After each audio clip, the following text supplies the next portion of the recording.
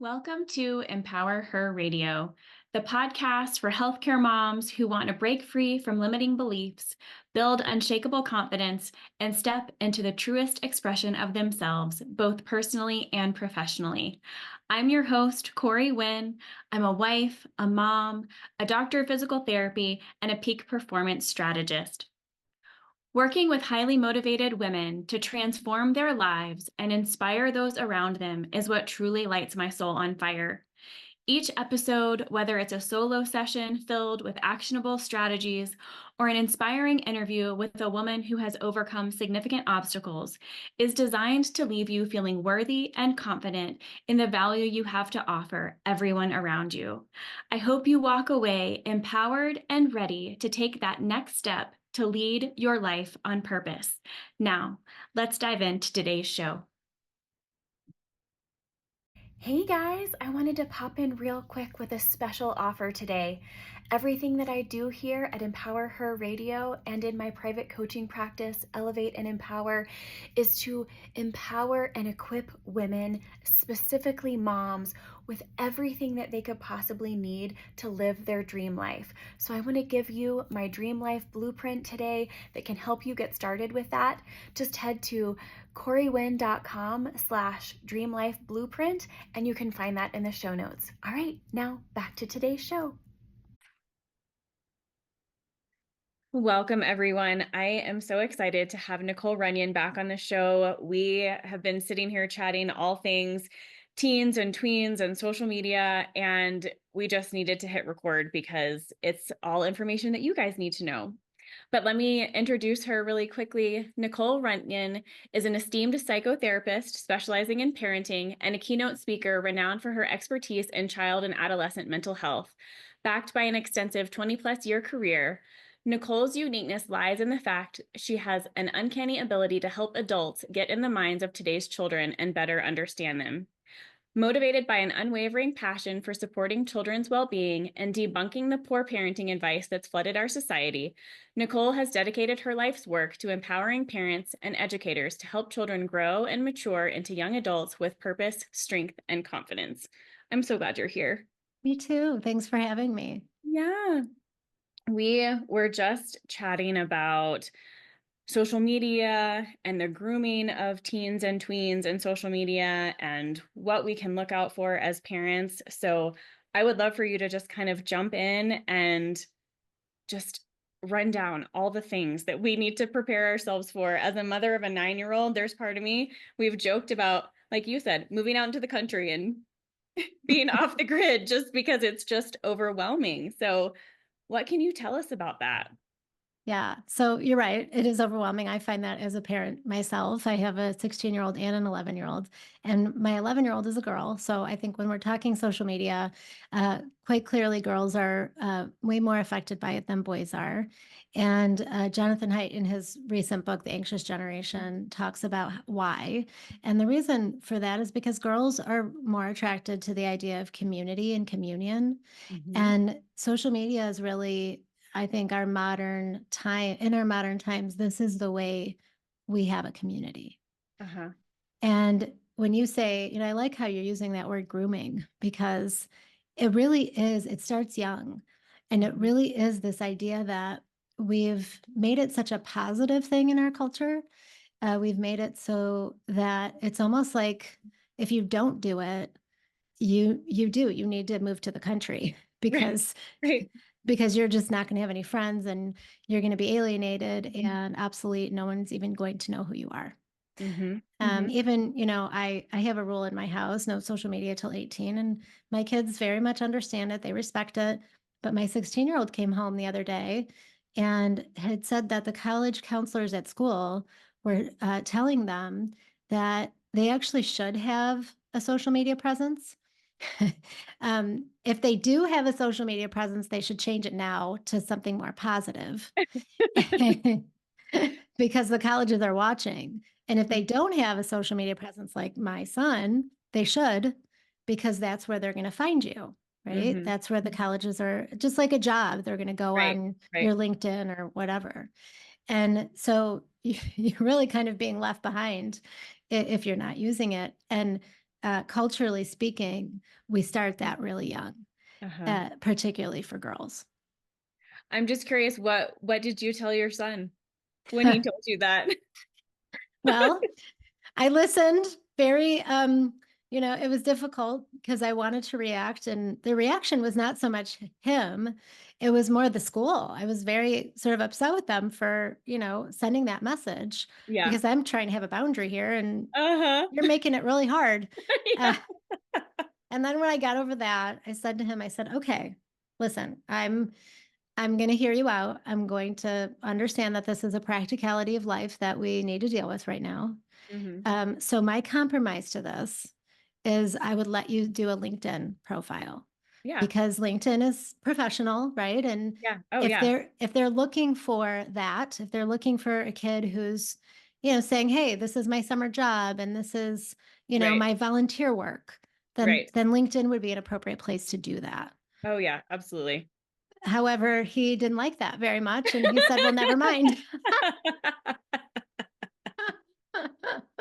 It's interesting. When I first branched out and being an entrepreneur, all of our marketing, of course, was on social media as a health coach and taking pictures all the time. And I realized not too long into it, my daughter at the time was, 6, 7. Mommy, post this, take a picture and post this. And I thought, that is not even vocabulary I had at that age. It wasn't a thing. It didn't exist. I mean, we didn't even have a computer until I was probably 12. So, I mean, just the entire generation is so different. So when you think about these teens and tweens, what are you telling your clients about preparing them, even if they're going to choose, like I have my daughter doesn't have a phone, she's not going to have social media. How do you help them navigate the reality that their friends will? Yeah. Yeah. I love that you brought that up because, you're not even intending to allow her social media or put her on social media, but then here she is with this exposure to it anyway. Mm-hmm. And the how part of it is it's all about being intentional.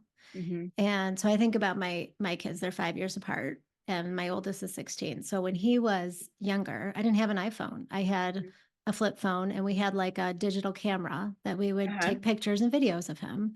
Yeah. But, that wasn't easily accessible all the time. So there wasn't a whole lot of videos and pictures of him. I mean, there Mhm. was, but compared to his sister that was born 5 years later, there's Oh not a yeah. lot. Oh But with yeah. her, she was always in front of a camera being recorded, having pictures taken of her.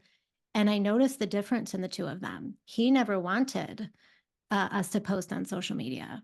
From an Mm-hmm. early age, like 4, I remember, he would say, if we took a picture, don't post that. Mm-hmm. Whereas his sister, she wants it posted Mm-hmm. because she's so accustomed, it's so comfortable for her to be in front of a camera. Uh-huh.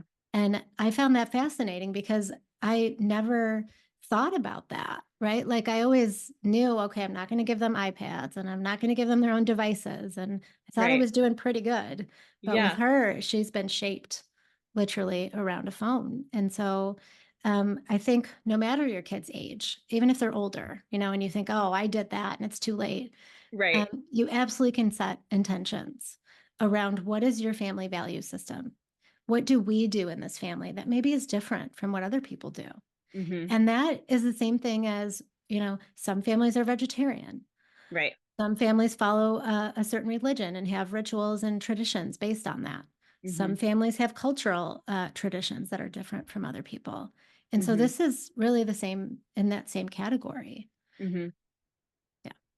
And it's interesting too, because I think as parents, we've gotten so accustomed to, I wonder what happened when we had questions about things before there was Google, Mhm. because we immediately go and ask Google or ask Alexa or Hey Siri. And that immediate, oh, I've got to go look at that. My husband's so funny. He will like, oh, let me go look that up. I'm like, we don't need to know that right now. But I see how that then Eliza Jane is like, oh, well, we'll ask Siri or ask. And I'm thinking, man, does Encyclopedia Britannica even exist? Do you look for things in the library? I think about being in college and going to the book stacks to look in actual books for things. Um, But it's so funny. And Well, yeah. Oh, go ahead. no, go ahead because I was gonna pivot. So go ahead. Yeah, no, I wanted to make a point on that because you're so right when you say, like, if we had a question, we had to go out of our way to get the answer. And even then, it wasn't that detailed, right? The encyclopedia might have been on your shelf, but it was only one paragraph. You had Mm-hmm. to go to the library to get more information. And so, what people did, what kids did, because that was inconvenient, was Mm-hmm. ask their parents, ask their Mm-hmm. grandparents, ask Yeah. their aunts and uncles, their neighbors. Mm-hmm. And that's not happening anymore. So Mm-hmm. now we have an entire generation of kids, Gen Z, it's kind of a joke, but I don't think it's funny. They dismiss the boomers by saying, whatever boomer, there's that hashtag, whatever boomer. I And didn't even know that. yeah, yeah, they dismiss them. Gosh. And it's because they don't think they have anything to learn from the older generation. They know everything because it's literally in their pockets. Mm-hmm. Yeah. Well, and I think too, still treating patients and still seeing them, there's so much value there that they want to share. And having worked in all different scenarios and different populations, so often older adults are also very lonely. So if there's a way for us to get off of our phones and go back and ask the boomers, they are so ready to share and talk about all that they know because they do. Oh my Yes. gosh. That's right. Yeah. Yeah. And so that idea that the girls particularly need that sense of community and communion, it's because that's not happening in the real world. It's Mm-hmm. not happening with their adults and it's not happening among each other. So their go-to is social media. That's just all they know. And again, if you're not on it, you're sort of being left behind. Mm-hmm. Well, and I wonder if you could speak to this, thinking about community being on social media and having gone through COVID, where I feel like definitely a lot of us were isolated from that. And then you fast forward into being a young mom or a mom of a tween, and all of a sudden you're so desperate for this community, actual physical, meet me for coffee type of community. How do you see that coming back to the present? These kids that were only social media, are they kind of deficient in social skills and making friends as adults, or how does that kind of transition? Absolutely. Yeah. They definitely are lacking what's considered those soft skills, which is the ability to, use their critical thinking and decision making and really function in the world.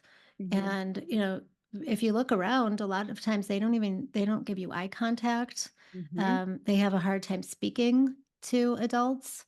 Mm-hmm. I actually just heard somebody tweeted that he's an older adult and he was talking to a young adult, and the young adult kept forgetting words, and he would say sentences but then forget several words in the sentence, and finally he stopped and he said, "I'm sorry, I'm used to using ChatGPT." Oh. So this is what we have, and so these basic skills aren't forming. Many Mm-hmm. of them are too anxious to even make a phone call because they didn't grow up making phone calls. They grew up messaging and texting. Mm-hmm. So they're very anxious about what's on the other side of that phone call. Oh wow. They also don't have a hard time ordering off of a menu because they're Mm-hmm. used to DoorDash and just pressing buttons and having it delivered. And, Mm-hmm. I'm sure you remember the times where you ordered a pizza, you had to actually answer the door, Yeah. give the person money, Yeah. tip them, look them in the eye so that like you were honest with their tip. Uh-huh. Uh-huh. And, like there's something to be said for that. They're not doing that. Yeah.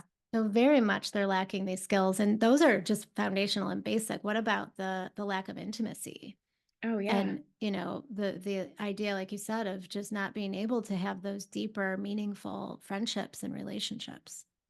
Well, and even just my daughter now at 9, I think she's beginning to see, I don't want to say the cattiness, but how female friendships can be sometimes, this competition and either or you're in or you're out. And it's like, oh, how do we bridge this gap and like fast forward through that, but not fast forward through your childhood so that you can understand what like a meaningful friendship actually is versus what social media might portray it, or what you might be getting elsewhere. Yeah, I think that really has a lot to do with age and when Okay. you introduce these things. Because if you're talking about adolescence, which starts at 9, this is the worst time to give social media Right. because they are working through those insecurities. And, Uh-huh. 9 is an age where they develop a consciousness around themselves as an individual. Like, here I am in the world. Mm-hmm. Whereas before that, it was here I am in my family, and that's more safe and protected. Right.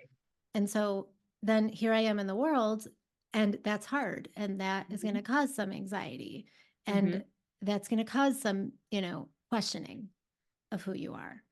And so you get on social media, that becomes chaotic because it's magnified, that Uh-huh. insecurity and that questioning of yourself. And then they never really get past it because they Okay. stay in it. Mm-hmm. So we really want to prevent them from having social media in those ages because then they can get past it. These are Mm-hmm. normal, natural child developmental processes that they need to go through. Right. And we want them to get to the other side of it before we introduce it. Mm-hmm. Well, and I just remember, so my stepdaughter will be 26 this year, and I remember her going off to college and coming back and just being so relieved. And we had a really long discussion about Instagram. And she's like, Corey, when I was in high school, there were rules about posting and how often you could post and what you were allowed to post and who you were allowed to post with, and all these parameters of high school rules of social media. And I thought, I had no idea. And she said, and then it's like the band-aid is ripped off going to college because she said nobody cares anymore. But kind of being stuffed in that box of who you are, what you can do, what makes you cool. When you think about the teens and tweens and kind of pivoting, not just from social media, but just safety in the world and predators and things like that, what should we look for as parents, even if we don't have our own kids have cell phones and they don't have social media, that they may be seen at other people's homes, or things that they might say innocently that may mean something else? A lot of communication from parents to kids. So it's not just a matter of not giving them the social media until a certain age. It's also talking to them about why and Mm-hmm. telling them what the issues are and what your concerns are and why you're trying to protect them from that. And then if they see it at somebody else's house, you've already established that you can talk about these concepts, these subjects. You're Mm-hmm. not uncomfortable. Mm-hmm. It's not taboo. You're not going to get upset with them. They're not in Right. trouble. Right. And so then they can come to you and talk to you about what they might have seen. Mm-hmm. You can also come up with like a plan for them if it makes them uncomfortable. They can just excuse themselves and go to the bathroom, or, they can call you and say, hey, can you pick me up? And then go back and tell their friends, I don't feel good. I need to go home. Like, Mm-hmm. and because you've established that connection with them, they feel safe and trusting that you're going to help them through that Mm-hmm. situation. Yeah. Yeah. I know just earlier before we started recording, we were talking about brain development and what kids are able to recognize and do and not do. Excuse me. Can you speak a little bit to that, about age when kids are actually able to step away from YouTube or step away from the scrolling, or really recognize these types of things as unsafe or worrisome? Yeah. Well, the brain doesn't fully develop until 25. So I'm not saying that they shouldn't have any of this till they're 25, but that's a good benchmark for just how much growth needs to happen. 90% of brain growth happens before 6. Okay. So those are really critical ages. And then the rest of the 10% is still developing all through childhood and into young adulthood. And that's the prefrontal cortex. So Mm-hmm. that's the part of the brain that's responsible for executive functioning, decision making, critical thinking, Mm-hmm. impulsivity, all of these things that we really want them to be Mm-hmm. able to have well established before having social media. So Mm-hmm. they're really not ready. I think under 18, and certainly maybe even longer, depending on the kid. If they're prone to impulsivity, if they're prone to maybe some depressive negative thoughts, Mhm. you really want to be helping them understand who they are and Mhm. what their tendencies are, what their issues are, so that you can empower them to make that choice. Mhm. And as long as you're in charge of them, then that choice can be yours. And Mhm. later on, they can make the choice based on the fact that you've allowed them to go through all that development naturally without the distraction. Yeah. And I was just reading an article yesterday or the day before, and it was a young man talking about how the recent TikTok ban may help him. He said, because I get home from school, the amount of homework that I have should be able to be done by 6 or 6:30. Said, but I sit down on my bed and start scrolling TikTok for hours, and it's 11 or 12 o'clock before I'm finished with my homework. So then you're also seeing that social media or just internet in general, we were talking about YouTube earlier, is also then impacting sleep. Are you seeing that direct correlation, or even just the blue screen type of situation causing disruptions in sleep too? Absolutely. The number one symptom that I hear in my practice is tired. I'm tired. Mm-hmm. I can't tell you how many times I've heard that. Mm-hmm. And so, yes, that is absolutely happening. We have kids who are coming home from school, scrolling. Many of them, like I notice my son even like he has a smart device but no social media, and even still he gets distracted by it, of course. Mm-hmm. And so he often says like, "No, I can't have it in my room while I'm doing homework." But then he'll go on his computer, right? Because he's doing homework on his computer. Yeah. So yeah, we have kids who are constantly distracted by it and can't control it because again, that impulsivity, that like self-regulation and self-control Mm-hmm. isn't fully developed. And now again, every kid's going to be different. So you might have a kid who can control it and can manage it. I would say that's more the exception, not the rule. Mm-hmm. But I always tell parents, like, I have ages that I recommend, but you know your kid better than I do. Right. And so you can decide what they're ready for and when they're ready. Mm-hmm. There's definitely a lot of like Jonathan Haidt, who wrote The Anxious Generation. He's kind of like the go-to person on this now because he did the research. And he says 16 for social media. Okay. So, in those 2 years there, if you feel that your kid is more ready for it, then yeah, with intention and making sure they understand what not to do. And I could see, going back to my childhood, I grew up very sheltered and continued to sort of live that way through college. But if I had been a kid who was rebellious, I could see that I could have gone off to college and just gone wild. So I could see also maybe the benefit of having social media for a very short amount of time while they're still under your roof, so that you can help them understand and educate them on social media and kind of monitor it before they like go off to college and get social media and have everything all at the same time and are trying to figure out how to manage it by themselves. Yeah, and I think you could that can be done without even using it. I think it can be Oh, done that's by true. just having a lot of conversation around it Mm-hmm. and helping them understand like why you're saying no. Because that philosophy, while I think is pretty logical and makes sense, if you think about it, a lot of parents use that philosophy when it comes to like drinking, and they'll, Oh, have yeah, a I can see drink with that. their kids Uh-huh. like before they go off to college because they want to make sure they know how to do it, you know, responsibly. Uh-huh. And every parent's different. That's a parental philosophy that some people, adhere to. But Mm-hmm. I happen to think that, you're really just in a lot of ways condoning it. And Oh, yeah. Uh-huh. the younger they are, when you expose them to something addictive, the more likely they are to be addicted later on. Hmm. I didn't realize that. Yeah. Thank you for that clarification. Yeah. Yeah. Very cool. Um, what about, are you guys seeing any like specific kind of predatory type behavior on any of the social media? I know I read an article recently kind of specifically about Snapchat. What are you seeing kind of in that realm? Absolutely.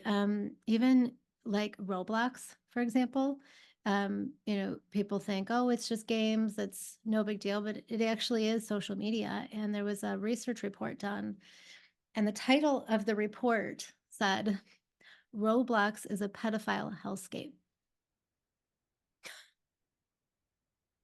I'm so glad that you brought up Roblox because we were just saying Yeah. my daughter loves Roblox.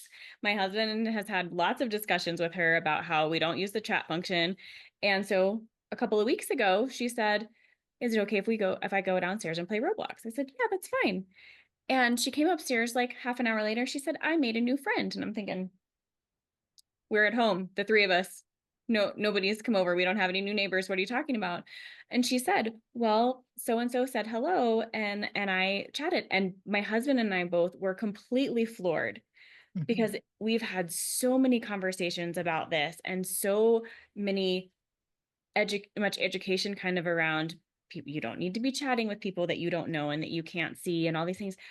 But it goes back to the prefrontal cortex that you were mentioning. She's 9. She's not able to make that decision. Even if she knows for something in her brain like, oh, they told me not to do this, is she going to remember that in that moment? No, something distracted her and said hello, and oh, I want to interact with that. That's right. And that's what's happening. And the groomers know this. So they're going into kids' spaces and they're befriending them. They're playing as if they're the same age, even the same gender. So like a 9-year-old girl, why would you not want to talk to a 9-year-old girl when Right. you're a 9-year-old girl yourself? You think Right. that's safe, right? Mm-hmm. But on the other side of it is not a 9-year-old girl, it's a grown up. Mm-hmm. Mm-hmm. And so again, with that, we've been conditioned to think that the stuff is safe and okay because it's made for kids. And what parents, I think, are doing is they're jumping to the next thing of that age. So, okay, an 8-year-old plays Roblox. Yes, okay, that's what everybody does. Well, a Mm-hmm. 12-year-old is on Snapchat and Instagram. Mm-hmm. And so it just becomes this normalized thing that we filter kids into, these systems that are actually quite dangerous. Yeah. And, then when there's Roblox and there's grooming and there really aren't a lot of pictures, then you go into Instagram and Snapchat where there's pictures. So Mm-hmm. you're sort of desensitized to this over sexualized way of being. And it becomes no big deal to send somebody a nude photo of yourself. Mm-hmm. Mm-hmm. And even the images like of young girls online, how they pose and the duck lips and the, suggestive ways that they pose and crop tops and showing their midriffs. And, Mm-hmm. you might think as I'm talking, oh man, she's a purist, like what's wrong with um and if women want to portray themselves on social media that way, great, go for it. More power to you. But Mm-hmm. when you're allowing children to do that and desensitizing them to being abused online, that's just disturbing. Well, and just the other day, I actually think this was on Roblox as well, but and this is where I'll be vulnerable, I'll be authentic here. I don't know as much as I should know. Full disclosure, that's the Well, truth. no parent does. That's the point. Yeah. Yeah. And I came downstairs and it was this little game that she was doing where you could like dress this doll up like the celebrity. Well, I don't remember who the celebrity was, but they virtually had no clothes on. And then they were being scored or voted on by this robot. And I said, no, we're done here. We're done. Like this is like a Barbie, arguably, on the computer, but we're done here. Like Mhm. I you're 9. We don't need to be promoting you not having much clothes on. So yeah, it's an exercise in constant vigilance, I think, of learning and talking and discussing. And, you know, is there a good age to really start talking about the reality of pedophiles and people out there who are going to be grooming you for sexual exploitation and trafficking and things like that? Like at what point are you brutally honest with your 9-year-old? Or maybe not brutally honest, but we had a book, we still have it. It's My Body, What I Say Goes, that we started reading when she was 4. But when do you start having those real conversations? Yeah, I think as early as possible, right? So that's great that you did that when she was 4, age appropriately with a book, and the language was probably very gentle and, not scary. Mm-hmm. And you just start to do that as they age, and you give them a little bit more information each time. Mm-hmm. And I just think protecting them from being online at all unsupervised at Mm-hmm. 9 is Mm-hmm. really the answer. Yeah. Because to your point, it's like you can start talking to her at 4, you could have more conversation at 5 and 6, and so on and so on. And then by the time she's 9, you could tell her, don't talk to strangers on Roblox. But then Mm-hmm. meanwhile, again, with the impulsivity and the forgetting that mom told me that, not that she's being rebellious or not Right. following the rules, she Right. probably literally forgot that you told her that. Yeah. Then it's like the answer is just don't let them online unsupervised. Yeah. Yeah. Yeah. Yeah. And you mentioned that's so interesting what you were saying about how it's like a digitized Barbie, this game that she was playing. And if you think about like your generation, I mean, I think I'm older than you, but both of our generations of women, we kind of had to figure out that like Barbie wasn't so good for us, Yeah. you know, Yeah. Yeah. right? And like we know that, and most of us didn't buy our daughters Barbies Mm-hmm. because of that, the body image, and she was not anatomically correct, and Yeah. Yeah. but yet we think it's okay to let them be online and be exposed to being over sexualized, and it's really the same thing. It's just the modern form of it. Yeah. And we think it's okay because we've been desensitized to it. Mm-hmm. Well, and you think about, we had magazines and we had TV, but we could also step away and turn it off. It wasn't streaming, it wasn't on demand, it wasn't all these things. And now these kids just can't get away. And you think about bullying and whatnot, and it just doesn't get turned off. So I'm just so glad that you're out speaking out about devices and safety on social media and when to have it and when to not, because honestly, there's not enough resources out here for parents. And that's why I love this conversation and getting your information out there, because all of my mom friends are just like, where do I go? Who do I listen to? What do we do at this next stage? And a good friend of mine, she has 4 kiddos. And she said each age we've waited longer and longer for them to get a device. She said, we didn't Yeah. know. We Yeah. we made mistakes as we went. That's right. And I do want to make this point just for parents of boys too, because I know we've been talking a lot about girls and how social media affects them. But you had asked about like what different modalities are doing to kids in terms of predators. There Mm-hmm. is something going on Instagram with boys, and that is sextortion. So there are these gangs from Nigeria who pose as adolescent girls, teen girls. They befriend these boys online. They say that I'll send you a nude if you send me a nude. Well, the boy, of course, sends it because he's a pubescent boy. Right, right. And then they start threatening to expose him and his photo to everyone he knows if he doesn't send them money. Oh, And God. the asks for the amount of money are exorbitant. So, of course, a teen boy isn't going to have access to thousands and thousands of dollars.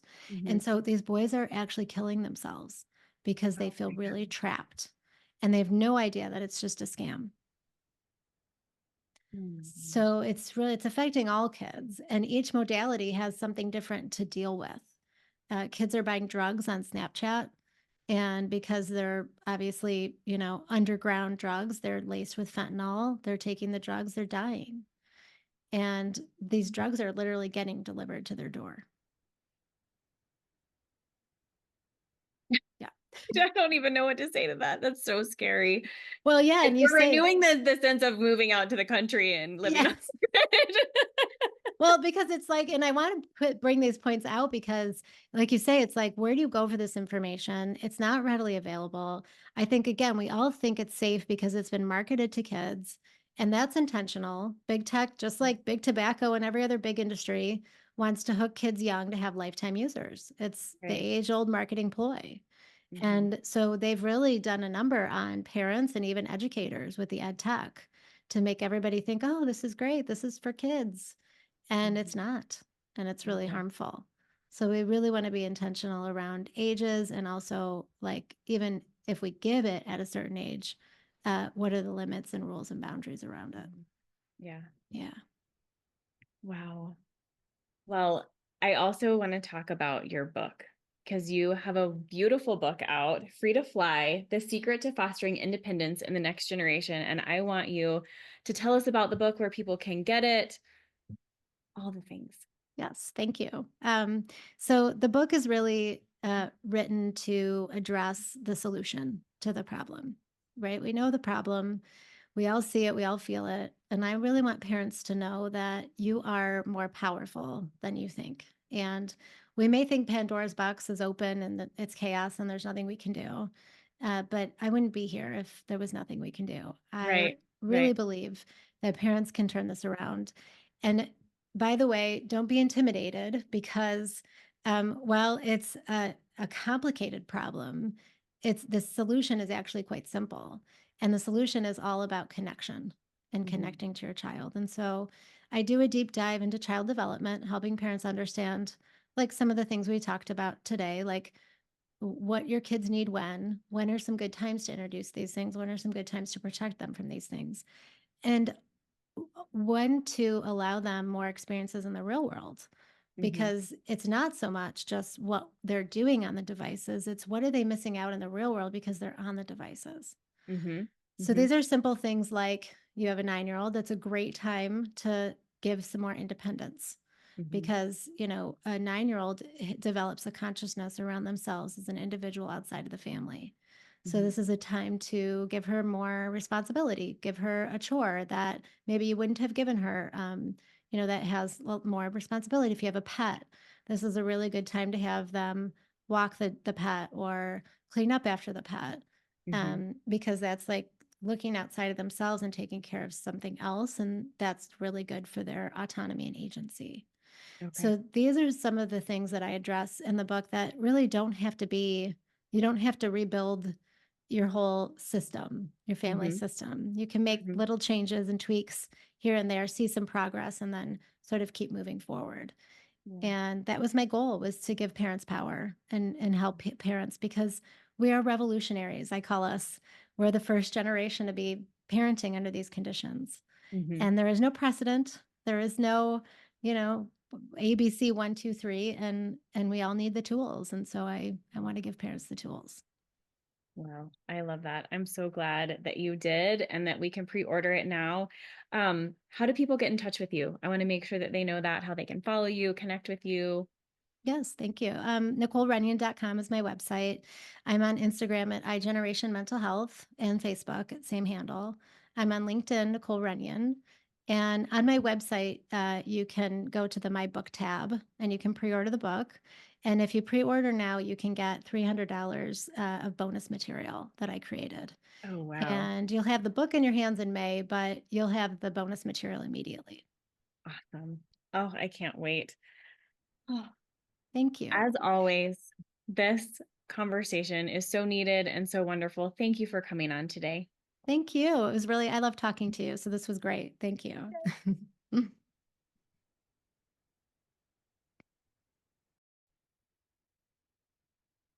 Thank you for tuning in to today's show. If this episode resonated with you, I would truly appreciate a 5-star review. Your feedback is so important to me. Additionally, if today's topics have sparked a desire for more in your life and you're unsure about the next step, I have a special offer for you. I'm offering a free call to explore how my high-level coaching and strategizing can help you gain clarity on your goals, prioritize what is most important to you, and refocus on yourself in the process. Simply head over to coreywinn.com/free call. That's www.coreyWinn.com/free call. Thanks for joining me, and I look forward to seeing you on the next episode.